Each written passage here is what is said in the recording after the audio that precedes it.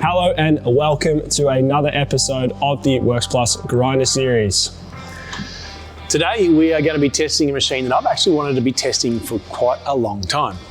And this has got some real relevance, I believe, to the concrete grinding and polishing industry, in that this machine here, the HTC 800RX, was the first radio control, I believe, concrete grinding machine to be released, at least in mass production. And that was all the way back in 2004. Whew. That's a long time ago. Were you born yet? I was 6. I was 6. So just old enough to run a radio control. And of course, because we don't want to come across as being unlearned, uneducated, we've gone to the liberty of printing out the manual, going through all the documentation to make sure that we actually know how to run this machine before we put it into use. Now, one of the things, Brandon, that I found really interesting about this manual was actually a letter in the forward from the then managing director, Sten Jansen. Now, I've got that name correct. It's a Swedish name, but it goes a little something like this. The HTC 950RX, which is the model in this one, is the most advanced mobile grinder in the world, which by definition also makes it the fastest in the world.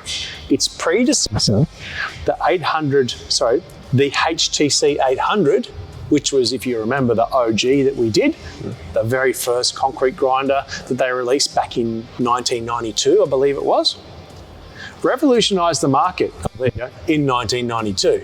And I've got to say, I would have to agree with him, because there was no big format, high production planetary grinders back then until the introduction of that 800. Since then, HTC has manufactured over 4,000 grinders. This is becoming prolific, making us the leader within the field. I think I'd have to agree with that. The new HTC 950RX represents a milestone, not just for HTC, but also the entire industry and all that sort of pretty stuff. And I've got to say, I agree with him. It did. It has had a big impact on the industry. That large format planetary grinding, now coupled with radio control to reduce operator fatigue, giving you the ability to do additional tasks, densifying, sweeping, moving machines around, abusing shop stewards and everyone else on site whilst grinding and generating an income. I think these are all good attributes to a grinder that we take for granted today. But in this machine, the innovators, as they used to call themselves, and I've got to say, it was probably a really big step and quite an innovative one. So I've really been looking forward to running this machine. But there's something else, even bigger step about this machine that sets it apart from its predecessor and just about everything else that was available in the market. And that is the amount of heads that it has under it. Brando, we've gone from 3 and now we've got 4. 4 heads. All right, it's time to get into the math stuff. 15 kilowatts. 565 kilo machine. That is stepping it up. Yeah. Grinding head weight. Grinding head weight, you're looking at 250 kilos to 360 kilos, roughly. Around per about. head, yeah. Yeah. So what does that make our head pressure? Head pressure, quick math. Come on, you studied PE. I studied PE. I'm good at making people run around a track. Pause that. We'll be right. 15 kilowatts, 4 heads. What does that equate to? Lucky you've got the retired PE teacher here with an interest in science. Just dabbled in science. Dabbled in science. 15 kilowatts, 4 heads, 6 segments per head. Let's back it up. How many kilograms on average are we got per head? Around about 64, 65 kilos. All right. So what does that work out to be per segment if you've got 6 segments? You're looking at about 10 kilos, a little bit more plus per seg, so right. 6 segments per head. Cool. All right.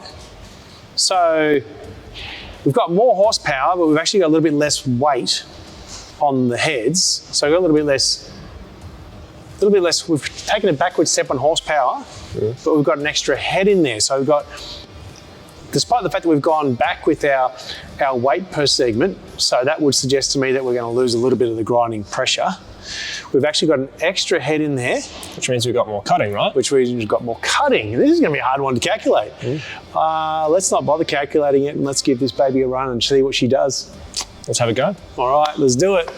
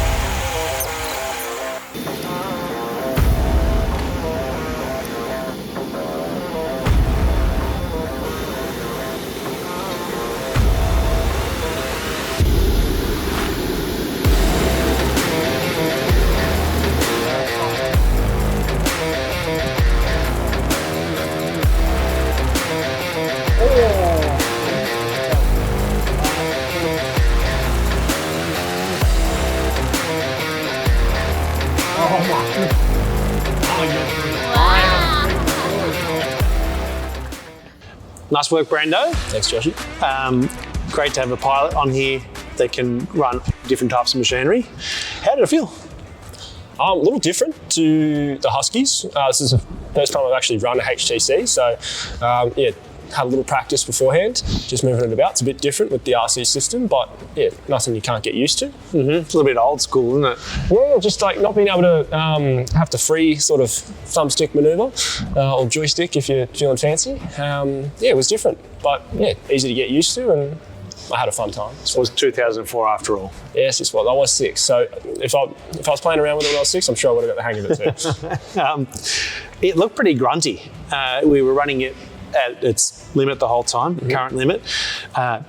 Didn't hold up. Just looked like it was getting a lot of work done. And results are in. 58 kilos combined, those two bags. Not a bad run. Not a bad run. It's not our highest producer, but we're talking about 2004, that's pretty done. That puts it right up with, let's have a look at the table. Right there in between the small block and the big block, 820. That's really not bad. Yeah, 15 kilowatt motor. Yeah.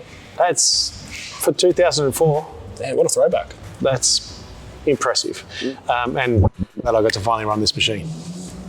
Some of the things you liked about it, some of the things you didn't. The RC factor with the joystick, as I mentioned earlier, it took a little bit to get used to. I didn't like having to flick it back into reverse and having that free movement. Otherwise, I actually didn't mind the 4 heads. And I know that'll be a bit of an interesting topic for some people out there, but I didn't mind the 4 heads.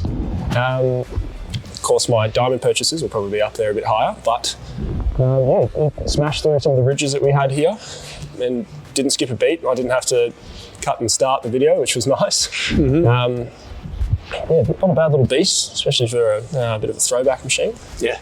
Yeah, no, I enjoyed it. Yeah. Tough old beast. Lacking the refinement that we're used to these days, but hey, I think we could say the same for the vehicles made in the same era. Brando, thanks again. This has been fun. Hope you guys enjoyed watching. Tune in for the next one.